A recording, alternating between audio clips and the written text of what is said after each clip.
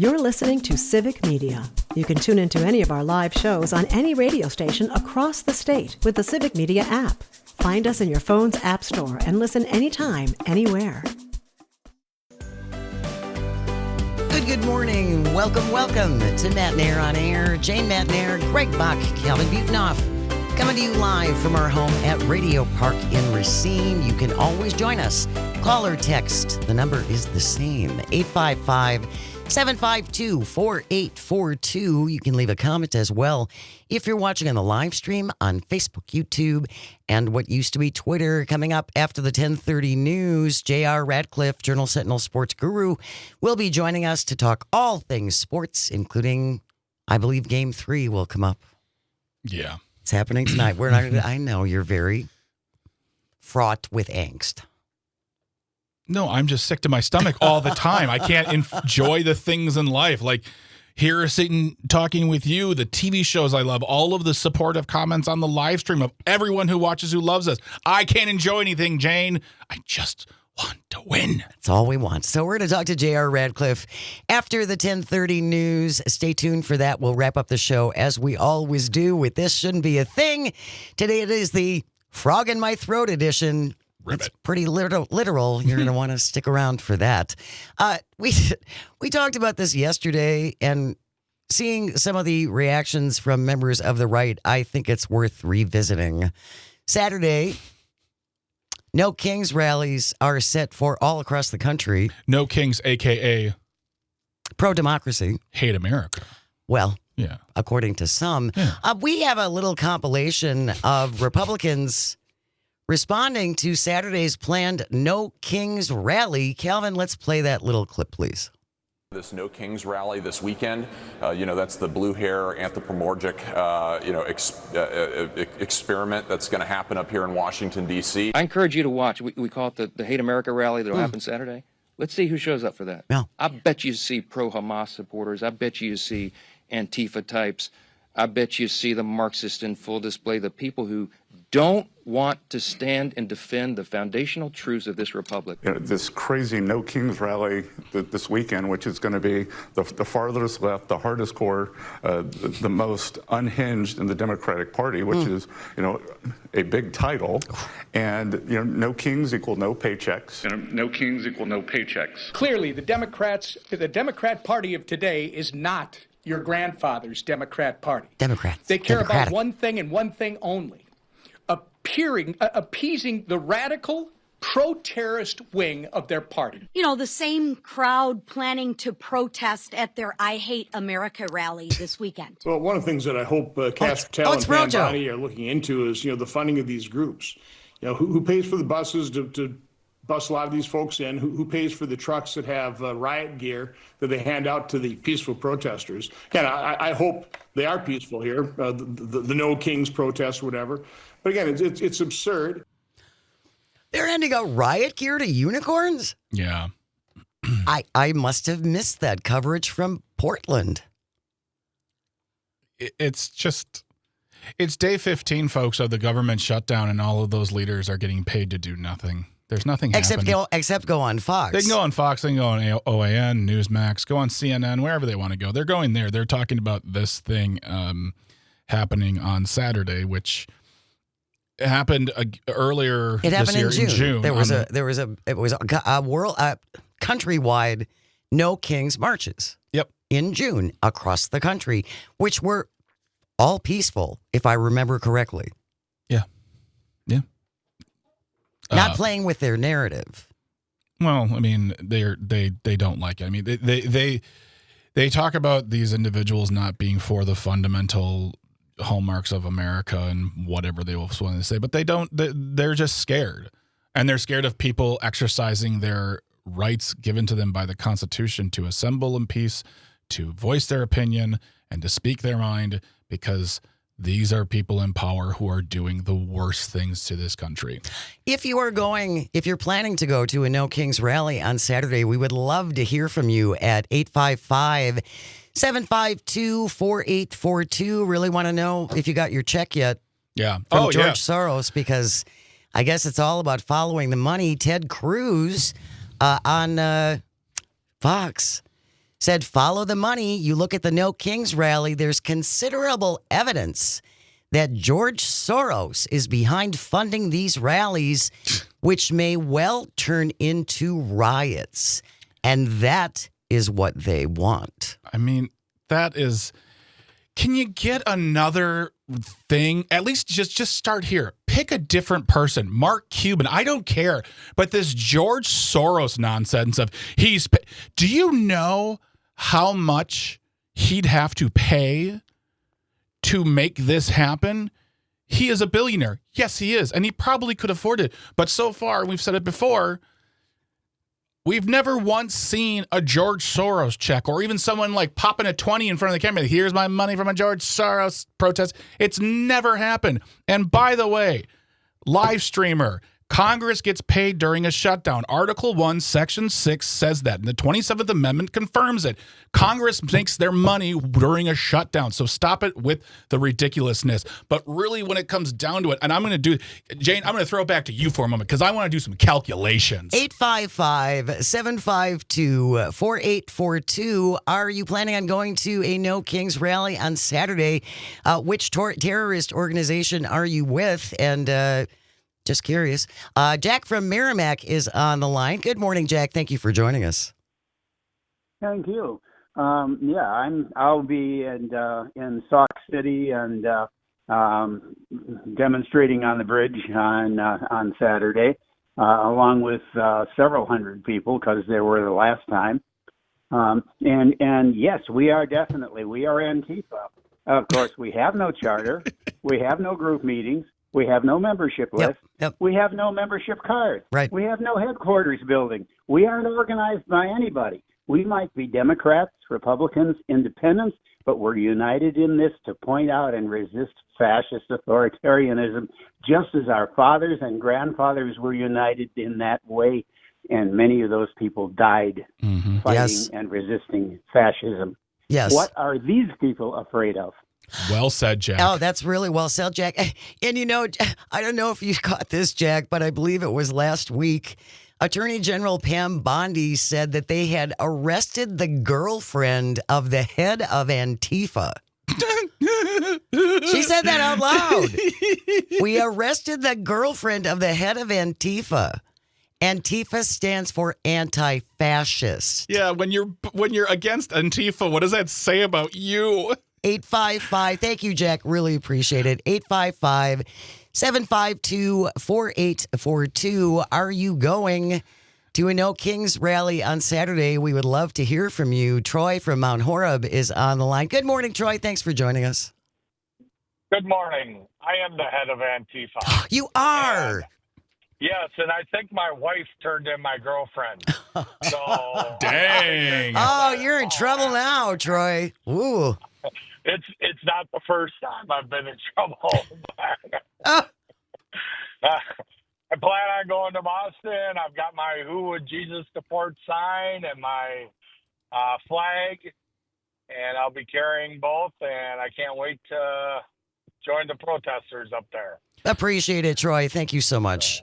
Thank you. Have a great day. You as well. Thank you very much, Troy. We appreciate you as always calling. I did some slight calculations here. Also, live stream comments are starting to get unhinged. It's amazing. All caps here, baby. I did some calculations. Yes. And it would cost George Soros, who also, by the way, was not a Nazi collaborator. He was the survivor of the Holocaust. So let's just stop disrespecting that motion. But if you paid every single, let's say there are 5 million people in June. Yep. 5 million people, $25. That's a fair price. $125 million to fund this. He's a billionaire and that he could afford that. But I feel like somewhere around the $50 million mark, we'd know if he was just handing out checks or cash or at least giving them, scoops certificates for Culver's. I mean, that's my point is like this George Soros narrative, when everything falls apart for them, they always go back to their greatest hits. And their greatest hits are not defendable, they're not true, and they're ridiculous. It sounds like an old man saying, I met Antifa. He was a bad man. 855-752-4842 if you would like to join the conversation. Are you going to a No Kings rally on Saturday? 855-75-CIVIC. By the way, I do just want to point out that Scott Bessent, Mm-hmm. who is in the Trump administration, worked for George Soros for decades. Really? Look it up. Wow. Look it up. Scott Bessent worked for George Soros. So apparently, George Soros is part of the government. Oh my God. I do like King Rat's. This is a beautiful statement. Wasn't Eisenhower the head of Antifa? Yes, you're absolutely right. 5-star general, former president Dwight D. Eisenhower we found him. Now we know. Liz from Saukville has been waiting on the line. Good morning, Liz. Thanks for joining us. What do you want to say about this? Good morning. Both my husband and I have been to the first No Kings protest. We went to the one in Port Washington and then in West Bend in Ozaukee County. We were not paid. Everybody was happy and in a great mood. We were just there to, to give our voices to what we believe should change in this administration. Mm-hmm. And it was actually really fun. So, are you kind of mad you haven't gotten paid yet, Liz? Yeah. I'm just wondering. It's kind of disappointing, right? Apparently everybody else is getting paid. You may want to check on that and find out where your check is. No, I'm serious. Thank you for checking in, Liz. Really appreciate it. And that's what I love hearing, these stories of these protests and people having an amazing time connecting. And as you said, as Jack said earlier, these like, you can use the flag of Antifa, whatever that means to you, but it's also the fact that these are individuals who are concerned about our country. And as I mentioned earlier and yesterday, how many people from the inauguration to June of this year were who voted for Trump and from the inauguration to June joined that rally because they were just affected by what has happened in this presidency? And how many people from June to this Saturday will join to say, you were right, let's do this, we got work to do? Because again, this is not about anything other than class. We are the working middle class or the working poor or the poor. And we're the ones who are propping this country up with our tax dollars that is being funneled into the pockets of all these billionaires and millionaires. So when they're marching for all of us. 855-752-4842. Brett from Brown Deer, you get the last word. We're up against the clock. Thank you for joining us. What do you want to say? All right. Yeah, I'll be out in West Bend with me and my buddy. It's a great time. The people out there are mostly my age, like in our 60s. And we didn't get paid, and that's all right. We'll do it for free again. There you go. It's about supporting democracy. Yep. It's about supporting America and democratic institutions. Thank you, Brett. Really appreciate it. That's what the No Kings rally is for. Yep.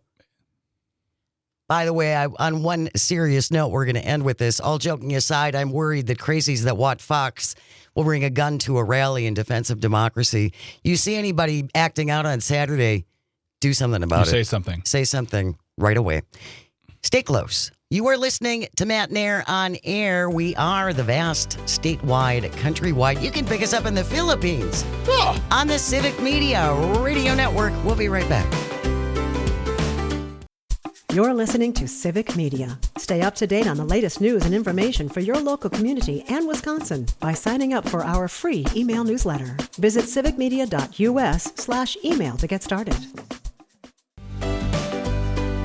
Good morning. Welcome back to Matt Nair on Air. Jane Matt Nair, Greg Bach, Sweet Cal B on the board, coming to you from our studio at Radio Park in Racine. You can always join us.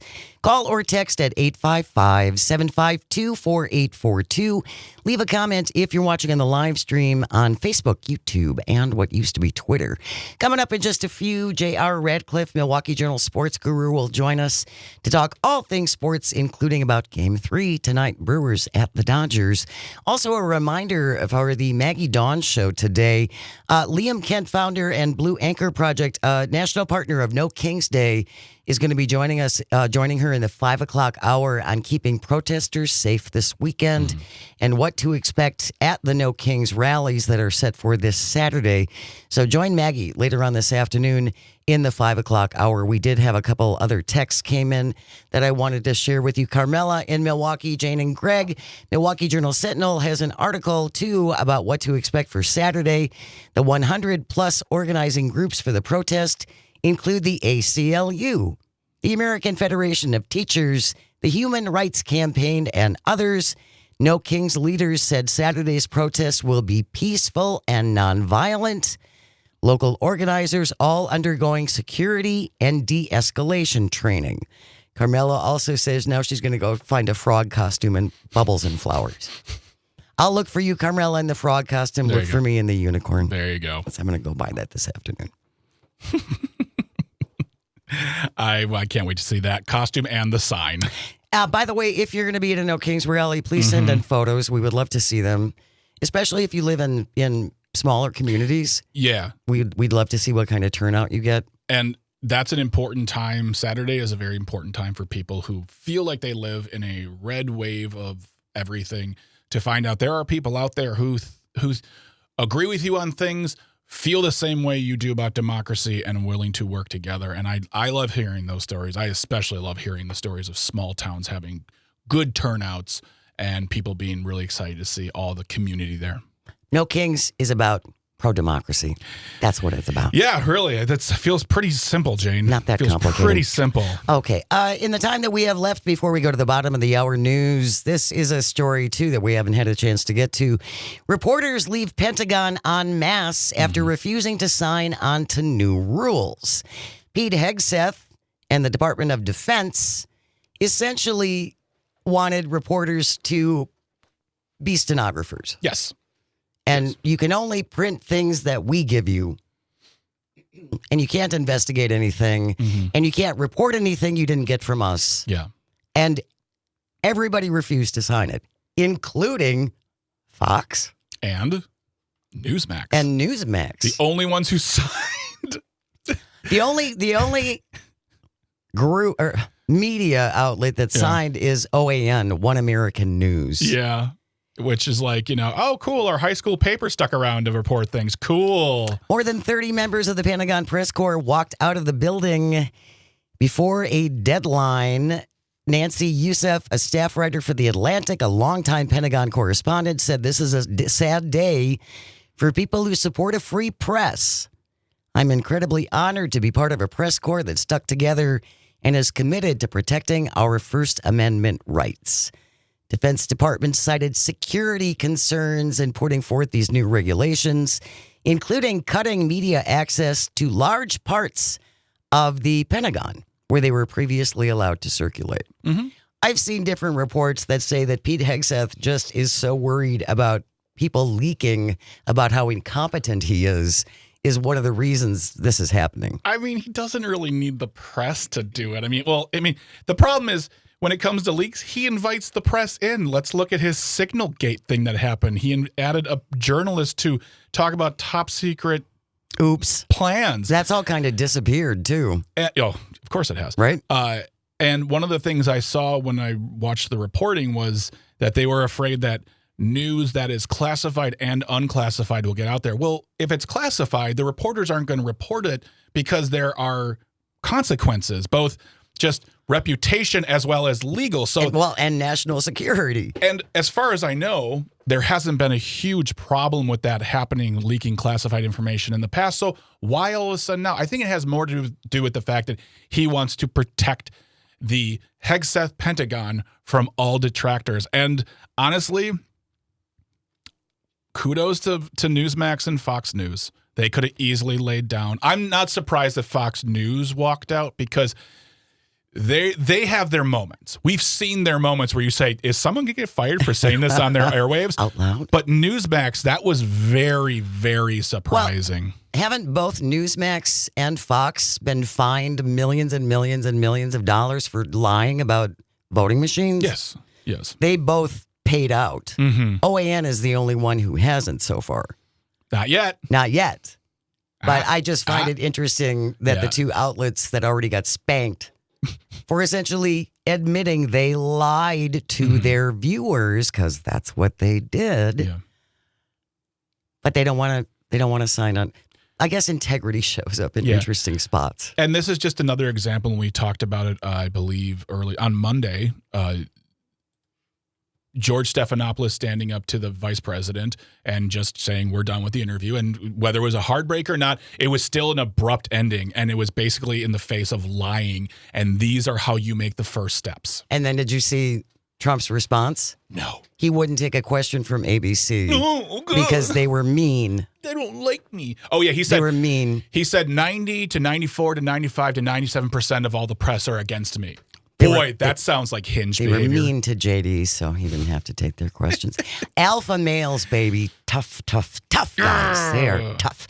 News is coming up next, and then we're going to talk all things sports with Milwaukee Journal Sentinel's J.R. Radcliffe. Stay with us. You are listening to Matt Nair on Air. This is the Civic Media Radio Network. Don't go away. Good morning. Welcome to Matt Nair on Air. Jane Matt Nair, Greg Bach, our one, our only Calzone on the board, coming to you from our studio at Radio Park in Racine. Join us at 855-752-4842. Leave a comment if you're watching on the live stream on Facebook, YouTube, and what used to be Twitter. Baseball tonight, Brewers at the Dodgers. Our broadcast will start at 4:30. First pitch going out about 5:08. Listen to the game on WRJN here in Racine and Kenosha. Again, our broadcast starts at 4:30. Talking all things sports with the Milwaukee Journal Sentinel sports guru, J.R. Radcliffe. Good morning, J.R. Talk Greg Good morning to you. Talk Greg off the ledge. We can still come back. We can still move on. Let me see. How am I going to do wow. this? Greg, I got you. Here's what we're going to do. All right. We're going to go existential. Back in 2008, this wasn't like widely, I don't think this was widely reported, but the Brewers had a really good team coming into the year 2008. And in the opening game at Wrigley Field, they were up 3-0 late. Their new closer, Eric Gagne, came in and he served up a 3-run home run to Kosuke Fukudomi. And that sent the game into extras. Ryan Braun, coming off his Rookie of the Year season, comes back to the dugout and he says, it's not supposed to be easy. It's not easy. Screaming at the players. I'm paraphrasing, but that was the sentiment. And the Brewers went out. They won that game, barely. They went on to have an incredible season. They barely get into the playoffs. They need to win on the last day of the season. Then the Mets have to lose, and it's an incredible, incredible run.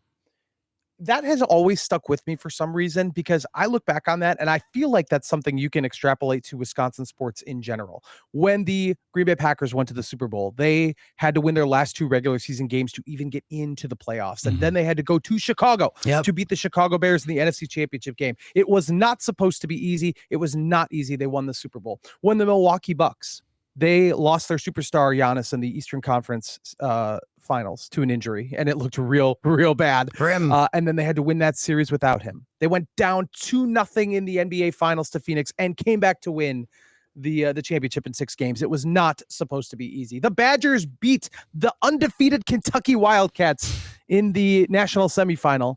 I don't remember what happened after that, but they made it to the national championship game. And they never stopped being amazing. It's blah, blah, blah, blah, blah. I don't remember even the 96 Packers. I do, but that doesn't fit my theme here where they dominated everybody and won the Super Bowl without really much question at all. But the point is, existentially, as Wisconsin sports fans, nothing comes easily. Everything comes after their backs are against the wall. Yeah. And if going down 2-0, going to Los Angeles, facing a very dominant looking team with great starting pitching, yeah, it looks bleak. But when it happens, when they rally, when they win this series, when they bring it back to Milwaukee, it is going to fit so neatly on the shelf with all the other championships that Wisconsin sports can hang their hat on. It is going to be very, very special. It might be the least probable of them all. And it's going to bring us so much joy. That's what I got, Greg Bach. I love that. Let's all embrace JR. Yes. Have you ever thought about starting a church? I mean, that is some preaching, boy. My goodness. Holy cow. You're like send your tithes to J.R. Radcliffe. I guess that's the thing that's troubling for me is that it feels like Wisconsin sports always has to work harder because we don't have big bankrolls, because we are, even though the Packers are the Packers, we're a small market state. We're not taken seriously. I told you in my email this morning, I had to delete my Twitter account because I couldn't take these people from, and I don't want to get into it too hard here, but I couldn't take these people from Chicago just saying like the worst, meanest things about it. Like, if the Cubs would have won, I would have rooted for the Cubs. And I mean that. And I said this before. I would have rooted for my friends and family, for our division, for the Midwest, for the fact that while they're the Cubs, they haven't won 1,000 World Series. And I would have rooted for Craig. I'm sorry. I can't continue to be mad at him. But the opposite side of it, I mean, it's one thing to be like, oh, man, I hate the Brewers. Oh, man, the Brewers suck. But like this little brother, big brother energy narrative that they're bringing, it's like that's disrespectful. They're world-class athletes. And the language they're using, and yes, the L flag picture was a dumb move. That's going to follow them for a long time. But it's just like, it's on top of the fact that we always seem to have to work harder, but also there's so many people who just seem to root against us, as is, because you're Milwaukee, you don't deserve it. Even though we do. We at least deserve to be at the dance. Yeah, I think the disparity financially is a big storyline here between the Dodgers and the Brewers. And I can't speak to the Cubs thing. I haven't I would not take your high road and be pulling for the Cubs if they advanced. I mean, whatever. Like they're the rival, and I don't know if I'd want to see the Dodgers roam into the World Series. They're fairly inoffensive as like a team. It's just like the payroll is so high. But like the money is so stark here. Like it's basically 350 versus less than $100 million on the active payroll. And the guys who have started in this rotation, who the two guys who shut them down for 17 of the 18 innings through games 1 and 2, are both on contracts that would, easily make them, in one case, the highest paid player in Brewers history, and in one case, the second highest paid player in Brewers history. So it's frustrating probably from that end, knowing that they can't compete. In that sense, they cannot swim in those waters. They would not be after those players. Those players probably wouldn't even look at Milwaukee. Right. And if they're all healthy, I mean, baseball is a pretty great equalizer. There are many, many instances of teams that don't have a big payroll or aren't the favorite who go on and win in this game, even over a 7 or 5 game series. But they're all healthy. Like you kind of needed the Dodgers to not be healthy the way they are right now, especially with these 4 starters, 3 of whom have had all kinds of injury histories and at points this year were not available. Yeah. And now they are. Now they're all healthy and all looking really good. Right. That's kind of just unfortunate. I mean, until they get a salary cap, and there may very well be a work stoppage in 2027 to achieve that very end, there's really nothing the Brewers can do about that. They've put forth their best foot that they possibly can. They've won more games than they ever have before, and they've put themselves in position. They're gonna need breaks. Every team that wins a championship probably does, but especially a small market team, they just need breaks. They haven't gotten them in this series yet. They still may. They might not. They probably won't. But that is a kind of unfortunate frustration of sports, of capitalism. Yeah. And you kind of just ride the wave, because there are enough instances in baseball in particular where it doesn't, where the team that's spending less does win. We'll see if that can happen for the Brewers here in LA. If you're just joining us on Matt and Air on Air, Milwaukee Journal Sentinel's J.R. Radcliffe is here to talk all things sports. We're talking about the Brewers meeting the Dodgers in Game 3 tonight out on the left coast. I heard someone, I believe it was Mike Clemens when I was driving in this morning, talking about how Christian Yelich hasn't had a hit in a really long time. Do these people not watch Bull Durham, the most comprehensive movie on baseball ever made? Obviously, his bat is cursed. Obviously. And Jacob Mizrowski is Nuke LaLoosh. It's a chicken bone cross. I mean, that'll fix it. Come on, get on it. I mean, can they cross into a different baseball movie and have some Pedro Serrano magic to do whatever it is to uncurse this bat? I don't know. He is 0 for his last 17. He has struck out 5 times in that stretch. He has grounded out, I think, 10 or 11 times. I don't remember which. It's been tough. He doubled leading off Game 3 against the Cubs, and it hasn't happened since then. And I know a lot of people now are kind of latching on to RBIs, which is an imperfect stat to show somebody's effectiveness. But he had a home run in Game 7 of the 2018 NLCS against the Dodgers. He has not driven in a run since then. That covers multiple postseasons. He was injured for a couple of those, but it is a fair chunk of games where he has not been driving in runs, and it is a big problem. It is. They need their middle of the bat guys to be effective, and Christian Yelich has not been. he's a guy who has had back injuries, and the end of the season, you got to figure that's when the injuries are probably at their worst. Sure. And so here we are at the end of the season, and he has not looked good. I mean, Bryce Terang did not look good through the Cubs series, and then he did hit a homer, which was a pretty key homer in Game 5. I mean, I do think Yelich is still capable of doing that. They still send him out there. I would think there's probably an indication because they just haven't used Yelich in the field, even with Jackson Chourio nursing a hamstring injury, that they probably feel like there's something there, that it's just not a good idea to put him out there. So I all I can say is, again, with the magic of baseball, he could go 3 for 5 today with a home run. It really is possible, no matter how big that sample gets in the postseason. But it's been tough in the middle of the lineup. You can't afford to have a bat or 2 bats, not being effective, because the Dodgers are going to solve that. Their pitchers are too good, and right now that's unfortunately the case.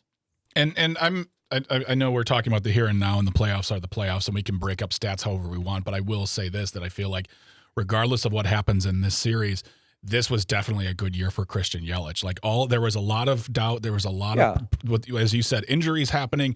And we kind of thought to ourselves, oh, is it time for him to be done? He really came back this season he wasn't like the glorious Christian Yelich I don't think that we remember, or we've created in our heads, honestly. He's always been a good player. He's been exciting, but this season he's definitely come back to some glory, and it's been fun to watch him play because he looks like he's having a good time. And before, last year was incredible. He was having an incredible season before the back flared up, cost him the second half, and knocked him out of the playoffs. Yeah. I mean, he even injured, he was awesome. This year, he is still very good. Not awesome, but very, very good. And I mean, he's 30, in his 30s. Like, baseball players don't get better in their 30s. Like, he is absolutely fine for where he is in his age curve, and for where you would expect him to be. So, and also just a great leader, great philosopher when it comes to this stuff. He's a really interesting guy to talk to. He has a great perspective. He's kind of that quiet's the wrong word, but just like steady presence that this clubhouse has had. Him and Brandon Woodruff. So there's 100% value to having him there, to having him in the lineup even. So there's no one on the bench that's going to come out and be, oh, that's the guy you want to replace Christian Yelich. Like that guy doesn't exist.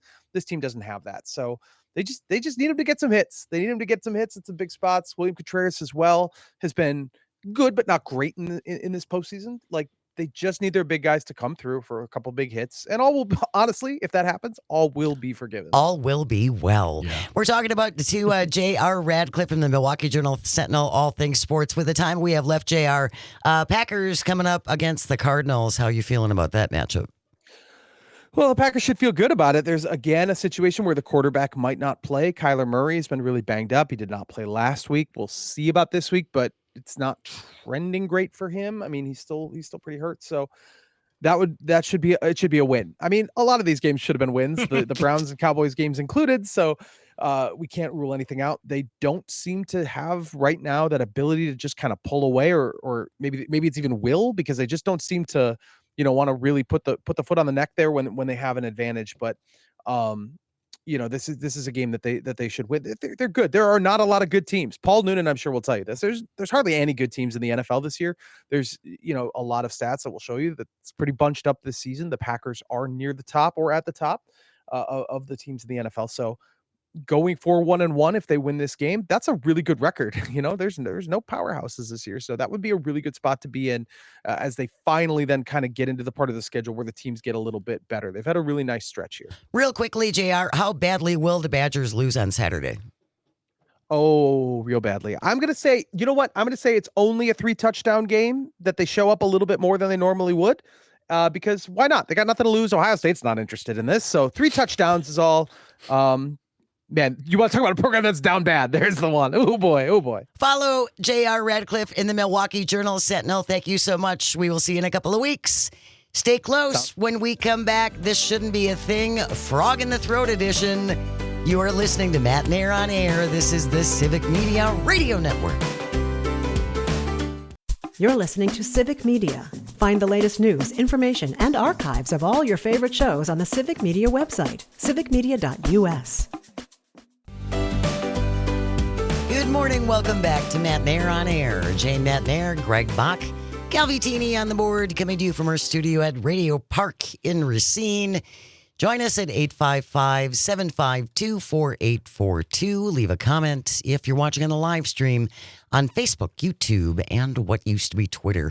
Coming up on the show tomorrow, it's Friday already. Jeez. I know. Dan Schaefer will be here, Civic Media's political editor and also the creator of the multi-award-winning Recombobulation Area. I know one of the things we'll probably talk about is they're going to expand 94 again in Milwaukee. Yeah. Yay! There are some very big projects coming down the road, pun intended, in Milwaukee that are going to make life a little more difficult, and we'll be talking to Dan about that. I spoke to him earlier, and we'll talk about that. We're going to be talking about there is a Cap Times article on an investigation of sexual misconduct in schools and the No Kings protest as well. So a lot of great things we're covering with Dan. And more Dan from now on. More Dan. Dan's going to be joining us now on Fridays at 9:30. Again, there's so much to cover. Yeah. And we want to be as comprehensive as humanly possible. Yeah. So Dan brings a lot to the table. So Yes, he Dan does. is going to be joining us now on Fridays going forward, starting at 9:30. All right, Calvin, it's 10:54. That means it is time for... This shouldn't be a thing. If you ever stumble over something you think should not be, send it in to Greg and me at Jane Says at civicmedia.us. JANESAYS. Jane Says at civicmedia.us. Calvin found this one from Vice. Lucky Ashley Fike with the byline. The headline reads, "Woman swallows 8 live frogs to cure her back pain."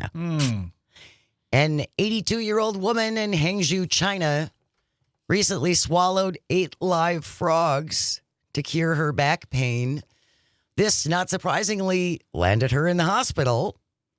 The woman, only identified as Mrs. Zhang, suffered from a herniated disc that caused persistent lower back pain. I'm sure that was very uncomfortable. Yeah.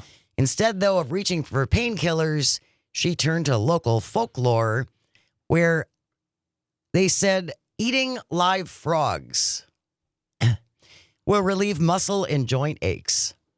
Without explaining why, she asked members of her family, "Can you go catch some frogs?"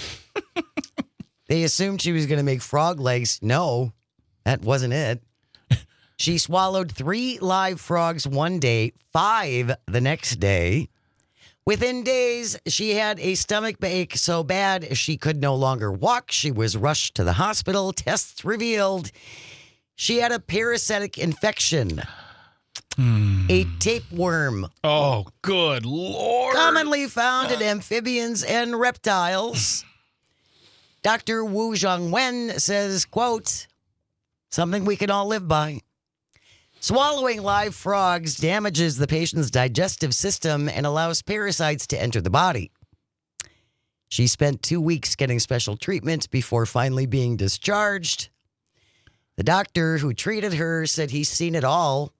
People gulping down snakes, sipping raw fish, even taping frog skin to their bodies. Oh, my God. Most of these folks are elderly. He said they keep these remedies that they're using quiet until they're too sick to hide it.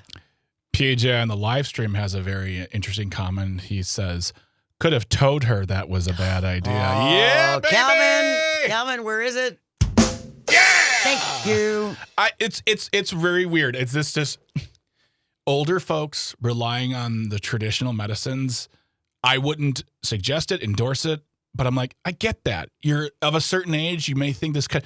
Whereas if someone in this country was like 20, try to be like, you are the biggest idiot on the but for some reason I'm like, I give her reverence for at least trying. But then it's like, I have a stomach ache. Of course you do. Just keep this in mind. While frogs do contain compounds used in some traditional medicines, scientists have long warned eating live amphibians provide no proven health benefits. What it does offer, as this woman found out firsthand, is a direct line to the emergency room. Oh my gosh. So avoid swallowing live amphibians unless you check with Bob Jr. first. He'll probably say it's fine. That wraps up today's episode of This Shouldn't Be a Thing. Crazy days. Indeed. Thank you, Greg and Calvin, and all of our engineers and everyone at Civic Media. Without you, nothing works. And thank you most of all for calling and for texting and for listening. It absolutely means the world. I hope you find some joy today and you have the chance to share it. We have news coming up next, followed by Tom Hartman from 11 to 2. Todd Alba takes over from 2 to 4. Maggie Dawn from 4 to 6. If you're planning on attending the No Kings rally on Saturday, join Maggie in the 5 o'clock hour. I know she's going to be talking pretty specifically about that and much, much more. Have a wonderful day. Keep it right here on the Civic Media Radio Network, and we will see you tomorrow. The national news cycle never stops, but it can be hard to find news about your local community. Civic Media is dedicated to providing quality local and state news coverage across Wisconsin. With the Civic Media app, you can get notifications about local stories that matter to you and your community. Find the free Civic Media app in your phone's app store and choose notifications from the menu to tell us what kind of news you want to hear about.